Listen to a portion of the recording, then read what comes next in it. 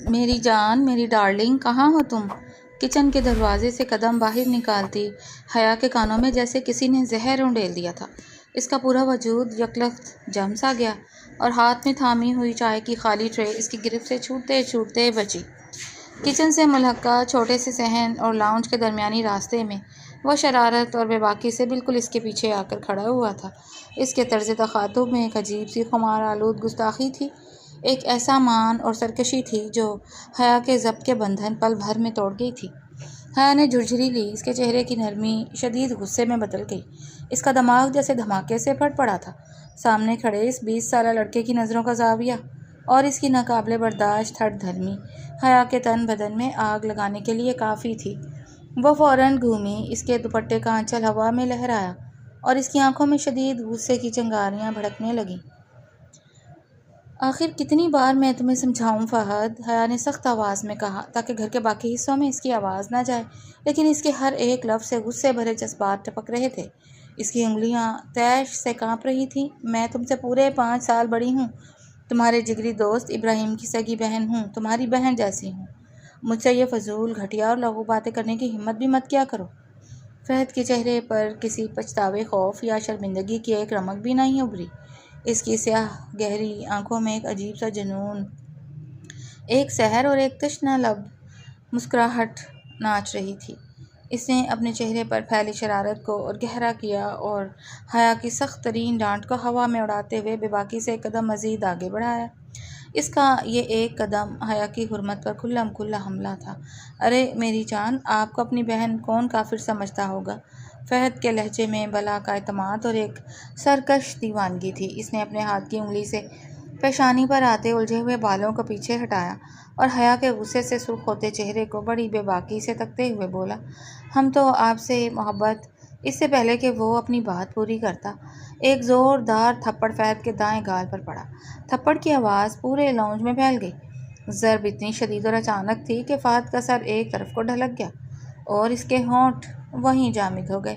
اس کی بے باک مسکراہٹ لمحوں میں غائب ہو گئی، ہوا جیسے وہیں تھم گئی۔ حیا کا اپنا ہاتھ اس شدید ضرب کے بعد درد سے سنسنا رہا تھا، لیکن اس کے چہرے پر کسی پچھتاوے کے بجائے صرف اور صرف شدید نفرت، حقارت اور غیظ و غضب کی سرخی تھی۔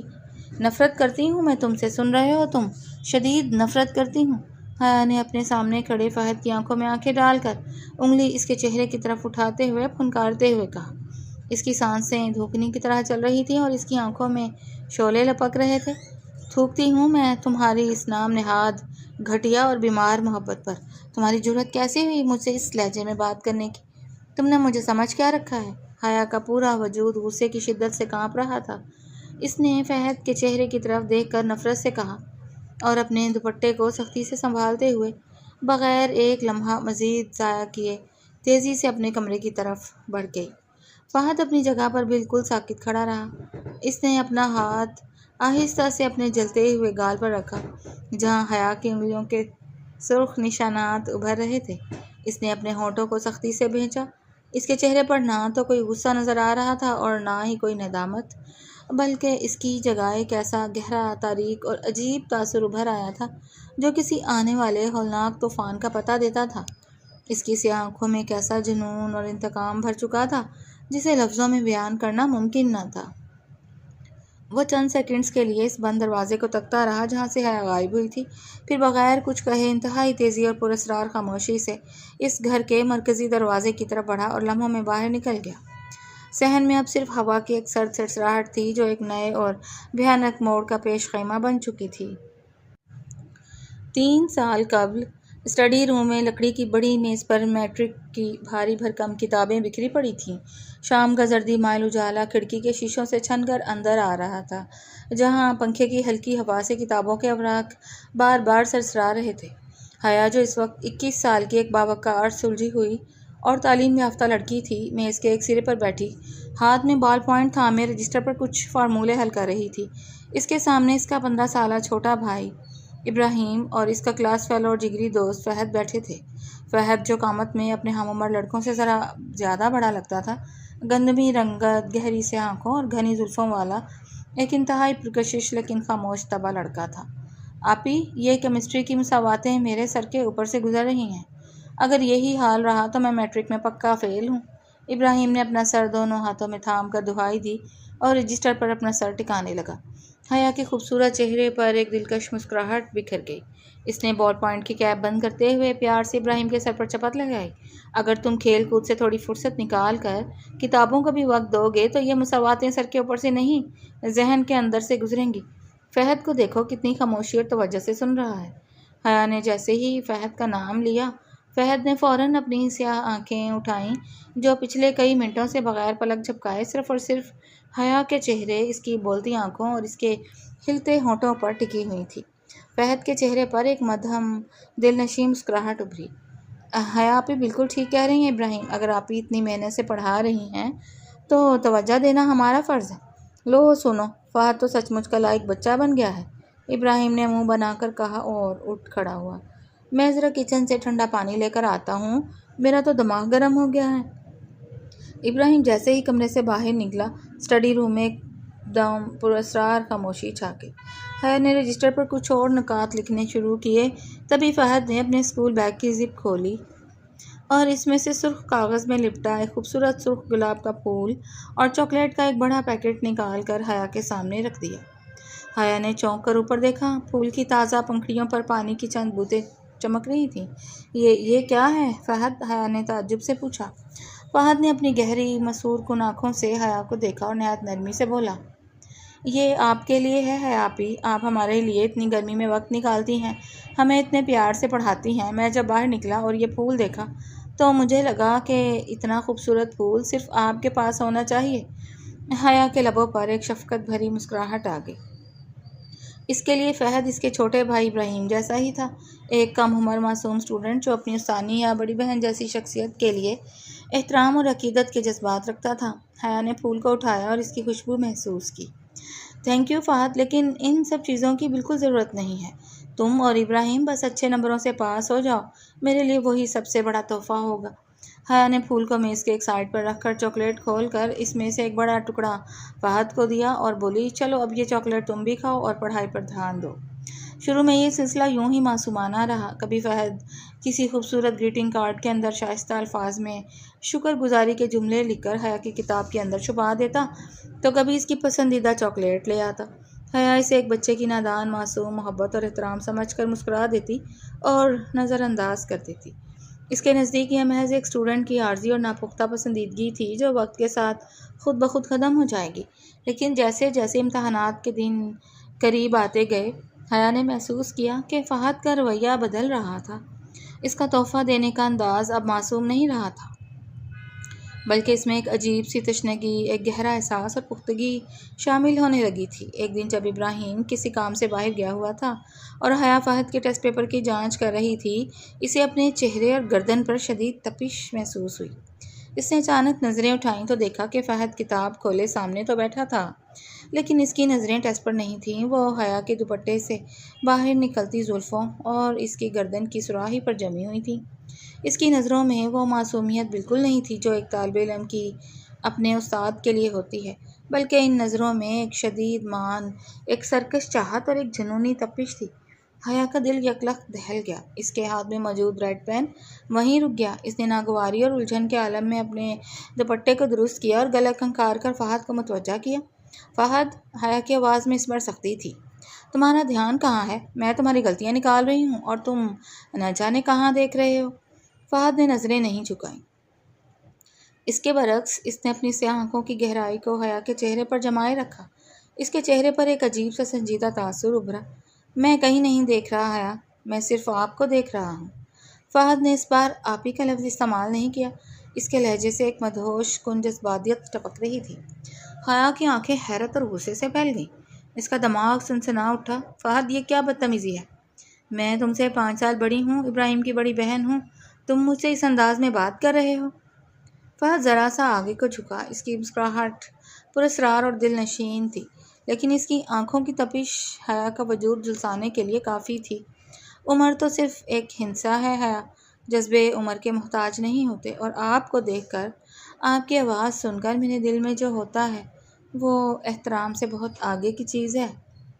فہد، حیا اپنے مقام سے جھٹکے سے اٹھی۔ اس کا دل عجیب سے خوف اور الجھن سے دھڑک رہا تھا۔ فہد کی نظروں میں موجود اس دیوانگی اور ناپاک جذبے نے حیا کو اندر تک ہلا کر رکھ دیا تھا۔ اپنی حد میں رہو، آئندہ اگر تم نے ایسی کوئی بکواس کی تو میں انکل اور اپنے پاپا کو بتاؤں گی۔ ابراہیم کے دوست ہو اس لیے میں تمہیں معاف کر رہی ہوں، لیکن اپنی یہ واحد سوچ فوراً اپنے دماغ سے نکال دو۔ فہد بھی آہستہ سے اپنی جگہ سے اٹھا۔ اس کے چہرے پر حیا کی ڈانٹ یا دھمکی کا کوئی اثر نہ تھا۔ وہ بس حیا کے خوف زدہ اور غصے سے سرخ ہوتے چہرے کو ایک گہری پیاسی نظر سے دیکھتا رہا۔ آپ جتنا بار چاہیں ڈانٹ لیں حیا، فہد نے دھیمے لیکن حتمی لہجے میں کہا، لیکن جو شعلہ آپ نے میرے اندر بھڑکایا ہے وہ اب بجھنے والا نہیں ہے۔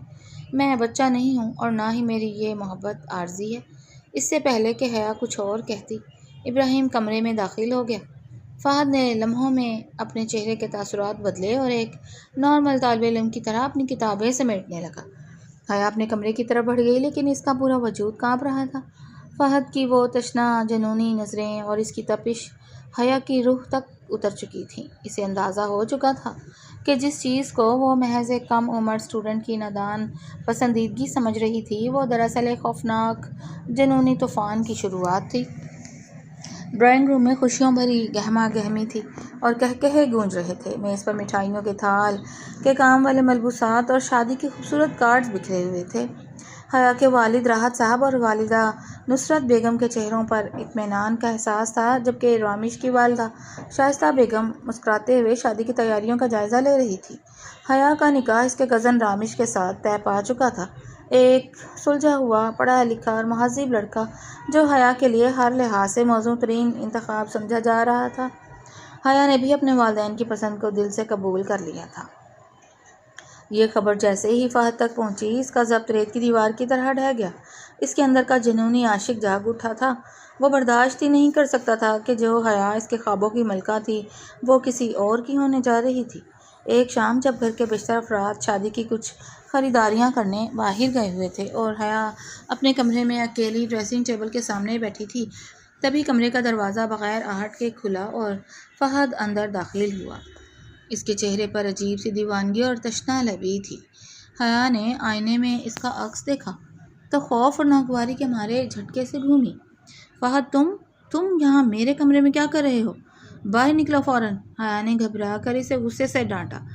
فہد نے اندر آ کر دروازہ پیچھے سے بند کر دیا اور چند قدم آگے بڑھا۔ اس کی سیاہ آنکھوں میں سرخ ڈورے تیر رہے تھے اور اس کا پورا وجود طیش اور اضطراب سے کانپ رہا تھا۔ میں نہیں جاؤں گا حیا، فہد کی آواز میں ایک عجیب سی جنونیت تھی۔ آپ کیسے کسی اور کی ہو سکتی ہیں؟ آپ رامش سے نکاح نہیں کر سکتی۔ میں یہ ہونے نہیں دوں گا۔ میں مر جاؤں گا یا مار دوں گا، لیکن آپ کو کسی اور کا ہوتے نہیں دیکھ سکتا۔ حیا کا سانس جیسے سینے میں اٹک گیا۔ اس نے فہد کے چہرے پر پھیلی اس جنونی سرکشی کو دیکھا تو اس کا غصہ سوا نیزے پر پہنچ گیا۔ دماغ خراب ہو گیا ہے تمہارا؟ حیا اس کی طرف انگلی اٹھا کر پھنکار اٹھی۔ اپنی بکواس بند کرو فہد، ہمارے درمیان 5 سال کا فرق ہے۔ میں تم سے بڑی ہوں، تمہاری بہنوں جیسی ہوں۔ اپنا دماغ ٹھکانے رکھو اور یہ فضول احمقانہ خواب دیکھنا چھوڑ دو۔ رامش میرا کزن ہے، میرے والدین کی پسند ہے اور میں اس سے نکاح کر رہی ہوں۔ تم ابراہیم کے دوست ہو، اپنی اس حد میں رہو، ورنہ میں چاچا کو بلا کر تمہاری ایسی خبر لوں گی کہ زندگی بھر یاد رکھو گے۔ فہد نے حیا کی ڈانٹ پر ایک قدم اور آگے بڑھایا۔ اس کے چہرے پر ایک سرد اور گہری مسکراہٹ ابھری۔ عمر کے اس فرق کی گرد دھول بن کر اڑ جائے گی حیا، جب میری محبت آپ کو اپنی آغوش میں لے گی۔ فہد نے دھیمے لیکن حتمی لہجے میں کہا، آپ صرف میری ہیں، صرف فہد کی، اور یہ بات آپ جتنی جلدی سمجھ جائیں اتنا بہتر ہوگا۔ دفع ہو جاؤ یہاں سے۔ حیا نے اپنے سامنے پڑے ہوئے بھاری شیشے کے پیپر ویٹ کو اٹھا کر اس کی طرف تان لیا۔ اس کی آنکھوں سے غصے کے آنسو بہہ نکلے۔ اگر تم اس لمحے اس کمرے سے باہر نہ نکلے تو میں چیخ کر پورے محلے کو اکٹھا کر لوں گی۔ فہد نے خاموشی سے حیا کی آنکھوں میں جھانکا، جہاں اس کے لیے صرف اور صرف نفرت تھی۔ اس نے اپنے جذباتی پن پہ قابو پایا اور ایک گہری سانس لے کر پیچھے ہٹا۔ ٹھیک ہے، میں جا رہا ہوں، لیکن یاد رکھیے گا یہ نکاح کبھی نہیں ہوگا۔ وہ جیسے آیا تھا ویسے ہی خاموشی سے باہر نکل گیا، جبکہ حیا کا پورا وجود خوف اور غصے سے تھر تھر کانپ رہا تھا۔ اگلے چند دن شادی کی تیاریوں میں گزر گئے اور بالآخر نکاح کا دن آ ہی گیا۔ گھر پھولوں کی لڑیوں اور رنگ برنگی روشنیوں سے سج چکا تھا۔ حیا روسی لباس میں ملبوس لال جوڑے میں سج دھج کر اپنے کمرے میں بیٹھی تھی۔ مہندی کی خوشبو، شہنائیوں کی دھنیں اور گھر کی عورتوں کے گیت فضا میں گونج رہے تھے۔ ہر طرف خوشیاں ہی خوشیاں تھیں۔ نکاح سے ٹھیک 2 گھنٹے پہلے ڈرائنگ روم میں فون کی گھنٹی بجی۔ راحت صاحب نے مسکراتے ہوئے فون اٹھایا۔ السلام علیکم شائستہ بہن، بارات کس وقت تک نکل رہی ہے؟ ہم سب انتظار۔ لیکن دوسری طرف فون کے شائستہ بیگم کی آواز شدید تناؤ، خوف اور ہچکچاہٹ سے لبریز تھی۔ راحت بھائی، شائستہ بیگم کی آواز کانپ رہی تھی، ہم یہ بارات نہیں لا سکتے، ہم یہ رشتہ ختم کر رہے ہیں۔ رامیش یہ نکاح نہیں کر سکتا۔ راحت صاحب کے ہاتھ سے فون کا ریسیور چھوٹتے چھوٹتے بچا۔ ڈرائنگ روم میں موجود نصرت بیگم کی مسکراہٹ وہیں منجمد ہو گئی۔ یہ آپ کیا کہہ رہی ہیں بہن؟ راحت صاحب کی آواز لڑکھڑا گئی۔ نکاح میں صرف 2 گھنٹے باقی ہیں، کارڈز بڑھ چکے ہیں، مہمان آ چکے ہیں، تیاریاں مکمل ہیں۔ اچانک یہ کیا ہو گیا؟ رامیش کو کیا ہوا ہے؟ ہمیں معاف کر دیں راحت بھائی، ہماری بہت بڑی مجبوری ہے، ہم حیا کو اپنے گھر کی بہو نہیں بنا سکتے۔ شائستہ بیگم نے بغیر کوئی واضح وجہ بتاتے روتے ہوئے فون کاٹ دیا۔ در حقیقت اس اچانک معذرت کے پیچھے فہد کی وہ ہولناک چال تھی جس کا کسی کو وہم و گمان بھی نہ تھا۔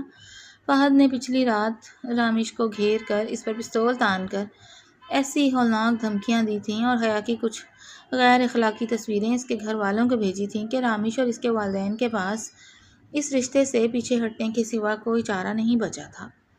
فہد نے ان کے سامنے واضح کر دیا تھا کہ اگر بارات حیا کے گھر گئی تو وہ نکاح کے وقت رامیش کے سینے میں گولیاں اتار دے گا۔ یہ خبر پورے گھر پر بجلی بن کر گری۔ خوشیوں بھرے گھر میں ماتم چھا گیا۔ نصرت بیگم اپنے سینے پر ہاتھ رکھ کر رو پڑیں، جبکہ راحت صاحب اپنی عزت کے جنازے پر سر تھام کر بیٹھ گئے۔ حیا جو لال جوڑے میں سجی بیٹھی تھی، جب اس کے کانوں میں یہ خبر پڑی تو اس کے پاؤں تلے سے زمین نکل گئی۔ اس کا مان، اس کا غرور، اس کی خوشیاں، سب کچھ ایک لمحے میں چکنا چور ہو گیا تھا۔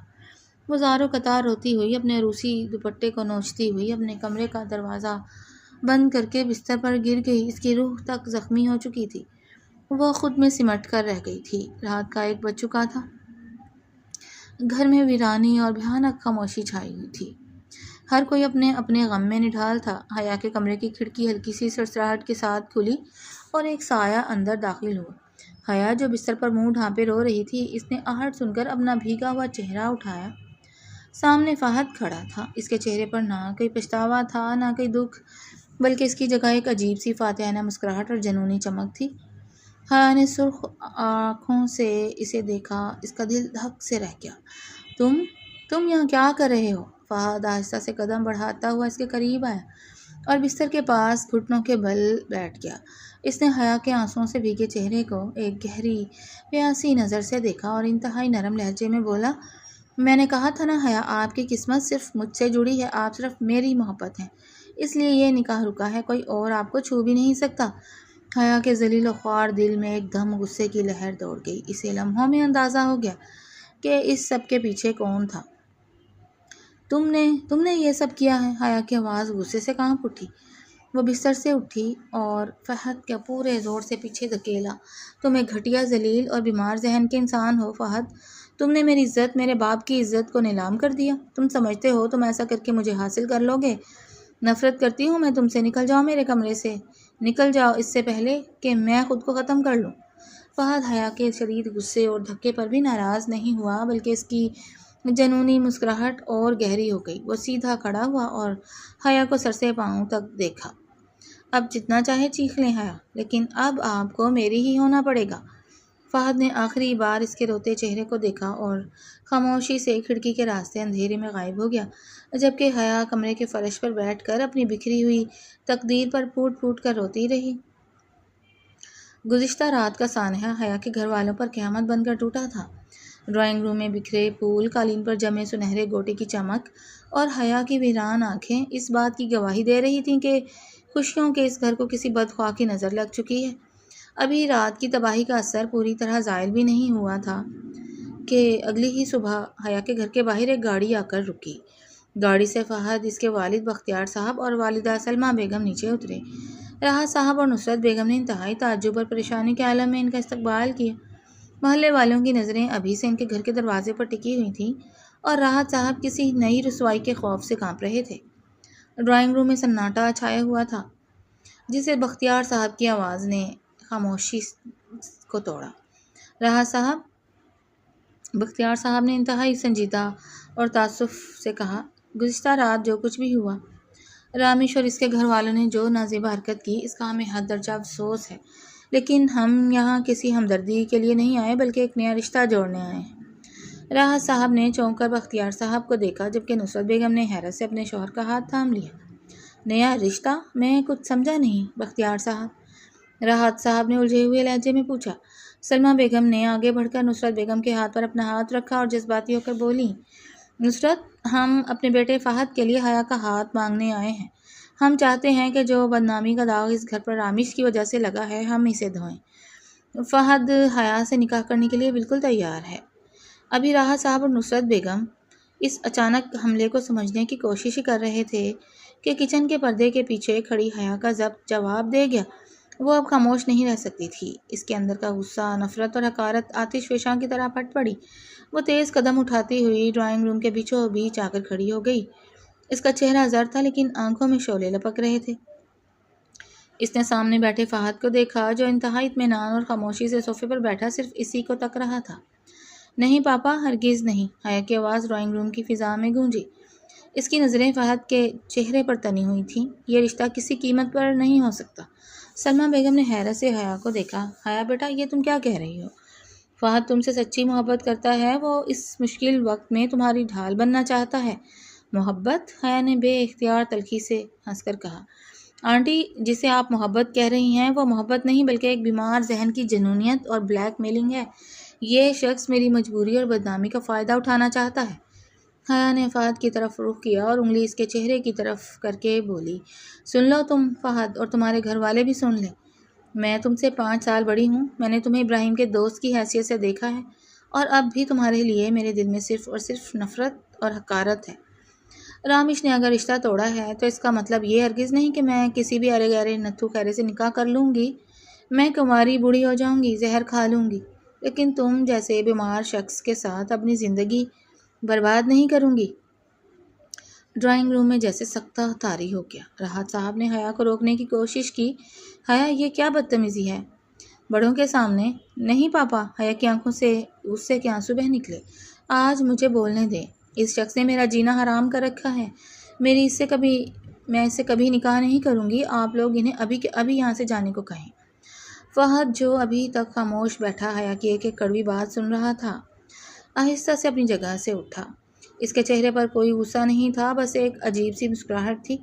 اس نے اپنے باپ کے شانے پر ہاتھ رکھا۔ چلیے پاپا۔ فہد کی آواز عجیب حد تک دھیمی اور سپاٹ تھی۔ ان کو جواب مل گیا ہے۔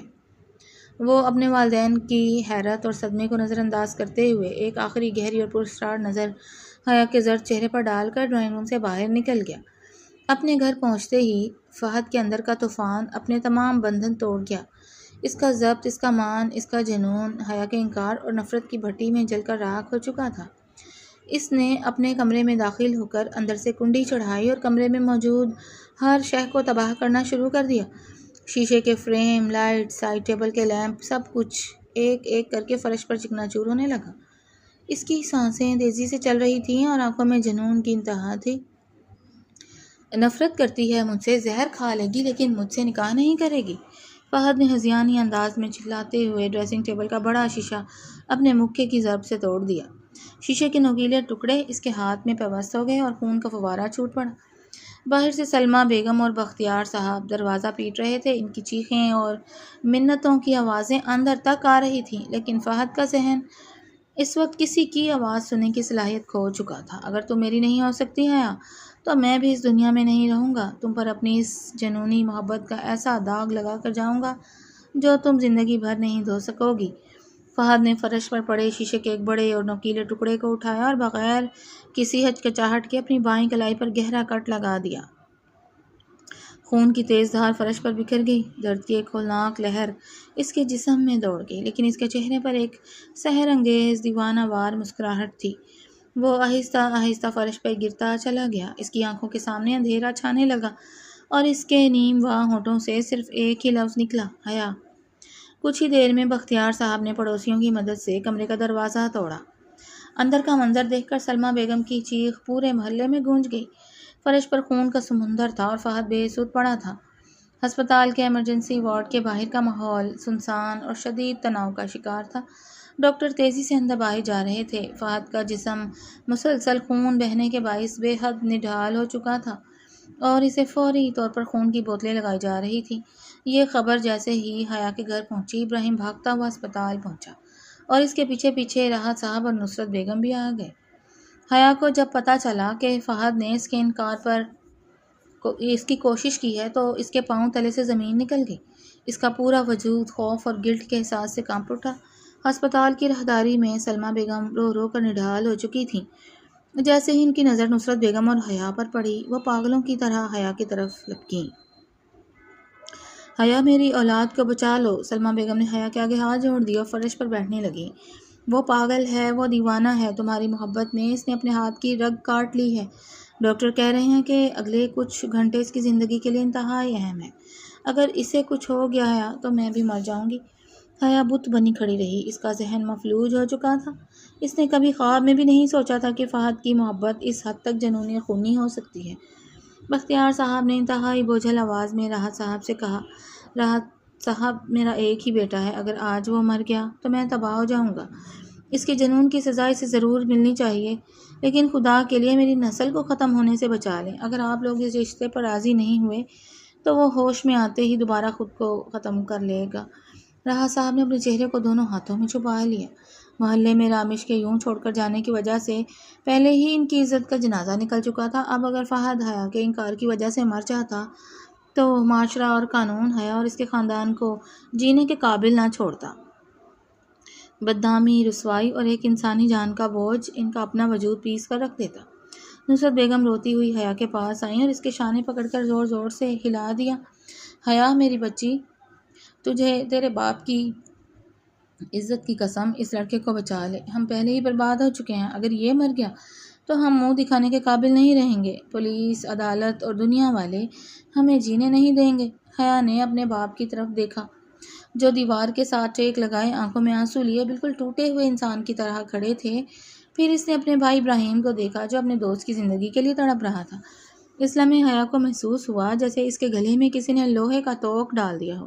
اس کی اپنی پسند، اس کی ناپسند، اس کی خودداری، سب کچھ اس جنون اور مجبوری کے آگے ہار چکی تھی۔ وہ ایک ایسی دلدل میں پھنس چکی تھی جہاں سے نکلنے کا کوئی راستہ نہیں تھا۔ حیا بیٹا بولو کچھ، نصرت بیگم نے اس کے آگے جھک کر التجا کی۔ حیا نے اپنی بھیگی ہوئی آنکھیں بند کر لیں۔ اس کے دل سے ایک ٹھنڈی آہ نکلی۔ اس نے دکھ اور افسوس سے بھرے لہجے میں گردن ہلا دی۔ میں تیار ہوں پاپا۔ حیا کی آواز اتنی مدھم تھی جیسے کسی مرتے ہوئے انسان کی آخری سانس۔ میں اس رشتے پر راضی ہوں۔ 2 دن بعد فہد کو ہسپتال سے ڈسچارج کر کے گھر لایا جا چکا تھا۔ اس کا ہاتھ اب بھی پٹیوں میں جکڑا ہوا تھا اور چہرے پر شدید نکاہت تھی، لیکن اس کی آنکھوں میں ایک فاتحانہ اور دیوانہ وار چمک تھی کیونکہ اسے خبر مل چکی تھی کہ حیا اس سے نکاح کے لیے راضی ہو چکی ہے۔ کسی قسم کا کوئی جشن نہیں ہوا، نہ کوئی شہنائی بجی اور نہ ہی خوشیوں کے گیت گائے گئے۔ حیا کے گھر کے چھوٹے سے لاؤنج میں صرف قاضی صاحب، 2 گواہ اور دونوں خاندان کے افراد جمع تھے۔ حیا ایک بار پھر سادگی سے سر پر لال دوپٹہ اوڑھے بیٹھی تھی، لیکن اس کے چہرے پر دلہنوں والی کوئی رونق نہیں تھی۔ وہاں صرف ایک بھیانک ویرانی اور شکست کا احساس تھا۔ قاضی صاحب نے نکاح کے کاغذات آگے بڑھائے۔ حیا، راحت ولد راحت علی، آپ کا نکاح فہد بختیار سے 5 لاکھ روپے حق مہر طے پایا ہے۔ کیا آپ کو یہ نکاح قبول ہے؟ لاؤنج میں سسکتی خاموشی چھا گئی۔ حیا کی نظریں سامنے بیٹھے فہد پر پڑیں جس کے زخمی ہاتھ پر پٹی بندھی ہوئی تھی اور وہ ٹکٹکی باندھے صرف حیا کے ہونٹوں کی جنبش کا منتظر تھا۔ حیا نے اپنے آنسوؤں کو حلق میں اتارا۔ اس کا دل پکار پکار کر اس جبر کے خلاف احتجاج کر رہا تھا، لیکن اپنے باپ کی عزت اور ایک جان کو بچانے کی مجبوری نے اس کے ہونٹوں کو کھول دیا۔ قبول ہے۔ حیا کی آواز اتنی آہستہ تھی کہ بمشکل قاضی صاحب تک پہنچی۔ کیا آپ کو قبول ہے؟ قبول ہے۔ کیا آپ کو قبول ہے؟ قبول ہے۔ 3 بار یہ الفاظ ادا کرتے ہی حیا کا وجود اندر سے ٹوٹ کر بکھر گیا۔ نکاح کے فارم پر دستخط کرتے وقت اس کے ہاتھ کانپ رہے تھے اور روشنائی کے ساتھ ساتھ اس کے آنسو بھی کاغذ پر جذب ہو رہے تھے۔ فہد نے جب اپنے دستخط کیے تو اس کے چہرے پر فتح کی ایک سرد مسکراہٹ ابھری۔ اس نے اپنے جنون سے، اپنی دیوانگی سے بالآخر حیا کو حاصل کر ہی لیا تھا۔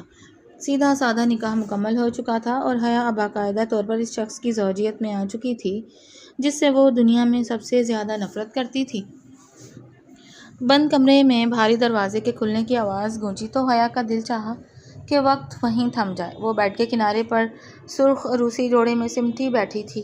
اس کا چہرہ سر پر گرے ہوئے بوجھل دوپٹے سے ڈھکا ہوا تھا، لیکن اس کے باوجود اس کے وجود میں لرزہ طاری تھا۔ باہر مہمانوں کی رخصتی کا ہلکا ہلکا شور اب دم توڑ چکا تھا اور اب اس کمرے میں صرف فہد کے قدموں کی چاپ سنائی دے رہی تھی۔ فہد نے اندر آ کر بھاری دروازے کو اندر سے لاک کیا۔ اس کی یہ آواز حیا کے دل پر ہتھوڑے کی طرح لگی۔ فہد نے اپنی شیروانی کا کالر ڈھیلا کیا اور ایک گہری طنزیہ سانس لیتے ہوئے پلٹ کر دیکھا۔ اس کے چہرے پر نکاح کے بعد کی کوئی شرم و حیا، کوئی خوشی یا شوہر والی نرمی نام کی کوئی چیز موجود نہیں تھی۔ اس کی جگہ اس کی سیاہ آنکھوں میں ایک ہولناک فاتحانہ چمک اور انتقام کی دہکتی ہوئی تپش تھی۔ وہ طمانینت سے اپنے ہاتھ کی اس پٹی کو دیکھنے لگا اور پھر اس کی نظریں سیدھا حیا کے کانپتے ہوئے وجود پر آ کر ٹک گئیں۔ فہد نے اپنے قدم حیا کی طرف بڑھائے۔ اس کی چال میں ایک ایسا غرور اور غلبہ تھا جو حیا کی ریڑھ کی ہڈی میں سرد لہر دوڑانے کے لیے کافی تھا۔ حیا نے گھبرا کر سر اٹھایا۔ اس کی آنکھوں میں خوف کے ساتھ ساتھ ایسی شدید کاٹدار نفرت تھی جو کسی بھی عام انسان کو ہلا کر رکھ دیتی۔ لیکن فہد پر اس کا الٹا اثر ہوا۔ وہ مزید قریب آ گیا۔ حیا خوف کے مارے ہڑبڑا کر بیڈ سے اٹھی اور پیچھے ہٹتے ہٹتے کمرے کی دیوار سے جا لگی۔ اس کی پشت سر دیوار سے ٹکرائی اور آگے فہد کا وجود آ کر رک گیا۔ دونوں کے درمیان اب فاصلہ صرف چند انچ کا رہ گیا تھا۔ کیا ہوا میری جان، میری ڈارلنگ؟ فہد نے اپنے ہونٹوں پر ایک طنزیہ اور بے رحم مسکراہٹ سجا کر انتہائی سرگوشی والے لہجے میں کہا، آج اتنی خاموش کیوں ہے؟ اس دن کچن کے باہر تو تمہاری زبان بڑی تیز چل رہی تھی۔ حیا نے اپنے ہونٹوں کو بھینچ لیا۔ اس کی سانسیں بے ترتیب ہو چکی تھیں اور سینہ تیزی سے اوپر نیچے ہو رہا تھا۔ اس نے نفرت سے منہ پھیرنا چاہا لیکن فہد نے اپنا ایک ہاتھ مضبوطی سے دیوار پر اس کے سر کے پاس جما دیا، جبکہ دوسرا ہاتھ اس کے نازک شانے پر رکھ کر اسے فرار کا کوئی موقع نہیں دیا۔ مت دیکھو مجھے اس حقارت سے حیا۔ فہد کا لہجہ اچانک بکھرے ہوئے سمندر کی طرح سرد اور بھاری ہو گیا۔ اس کی آنکھوں کے ڈورے سرخ ہو چکے تھے۔ تم بھول گئی ہو شاید وہ دن جب تم نے میرے منہ پر پوری طاقت سے ایک زوردار تھپڑ مارا تھا، وہ دن جب تم نے میرے عشق کو، میری سچی دیوانگی کو پیروں تلے رون کر کہا تھا کہ نفرت کرتی ہوں میں تم سے۔ فہد کی آواز میں چھپا ہوا زہر کمرے کی گھٹن زدہ فضا میں پھیل گیا۔ تم نے کہا تھا نا کہ تم نفرت کرتی ہو مجھ سے۔ فہد کے چہرے کے اضلاع تن گئے۔ وہ آہستہ آہستہ حیا کی گردن کی جانب جھکا۔ اس کی سانسوں کی تپش حیا کی سراہی دار گردن پر محسوس ہونے لگی۔ حیا کا پورا جسم خوف سے ششدر رہ گیا۔ اس نے اپنی آنکھیں سختی سے میچ لیں۔ بہت شوق تھا نا تمہیں مجھ سے نفرت کرنے کا؟ فہد نے اس کے کان کے پاس انتہائی گمبھیر، زہرآلود اور ہولناک لہجے میں سرگوشی کی۔ اب میں تمہیں بتاؤں گا کہ نفرت صحیح کیسے جاتی ہے۔ اس سے پہلے کہ حیا کچھ سمجھ پاتی، فہد نے اس کے بازو پر اپنی گرفت سخت کر دی۔ حیا کے حلق سے ایک بے اختیار خوفناک چیخ نکلی جو بند کمرے کی چار دیواری میں گونج اٹھی، لیکن فہد کے سنگ دل اور پتھر بنے وجود پر اس کا ذرا برابر بھی اثر نہیں ہوا۔ اس کا وہ جنون جو اب انتقام کی شکل اختیار کر چکا تھا، حیا کے تمام حصار توڑ رہا تھا۔ اس رات کے بعد حیا اور فہد کے اس نئے رشتے میں کوئی محبت، کوئی اپناپن یا سکون نہیں اترا، بلکہ ایک ایسا عذاب شروع ہوا جس کا حیا نے خواب میں بھی تصور نہیں کیا تھا۔ شروع کے یہ ایام فہد کے لیے محض ایک نکاح نہیں تھا، بلکہ اس کے غرور کی تسکین اور حیا کی خودداری کو روننے کا ایک مسلسل عمل تھا۔ فہد کا رویہ حیا کے ساتھ انتہائی سخت، حاکمانہ اور جارحانہ ہو چکا تھا۔ گھر میں سب کے سامنے وہ ایک اچھے شوہر کا ناٹک کرتا، لیکن جیسے ہی دونوں اس کمرے کے بند دروازے کے پیچھے آتے، فہد کا ایک الگ ہی بھیانک روپ سامنے آتا۔ وہ ہر لمحہ حیا کو اس کے ماضی کے الفاظ، اس کے مارے گئے تھپڑ اور اس کی حقارت کا احساس دلاتا۔ اگر حیا کبھی اپنی زبان چلانے کی کوشش کرتی یا اس کے حکم کے خلاف جاتی تو فہد کے طنز کے تیر اس کی روح کو چھلنی کر دیتے۔ دوسری طرف حیا اس ظالمانہ ماحول میں گھٹ گھٹ کر جی رہی تھی۔ وہ فہد سے اس قدر کھچی کھچی اور دور دور رہتی کہ دونوں کے درمیان ایک دیوار حائل ہو چکی تھی۔ حیا دن بھر اپنے کمرے کے ایک کونے میں یا کچن میں گم سم بیٹھی رہتی۔ وہ کسی سے بات نہیں کرتی تھی۔ اس کی آنکھوں کی وہ چمک، وہ خود اعتمادی جو کبھی اس کے چہرے پر ہوا کرتی تھی، اب ایک گہرے ڈپریشن اور خائف خاموشی میں بدل چکی تھی۔ ایک شام جب سورج ڈھل رہا تھا، حیا کچن میں چائے کا کیٹل صاف کر رہی تھی کہ فہد اچانک کام سے واپس آیا۔ اس کے جوتوں کی آواز سن کر حیا کے ہاتھ کانپ گئے۔ وہ پلٹی تک نہیں۔ فہد نے کچن کی دہلیز پر رک کر اسے دیکھا۔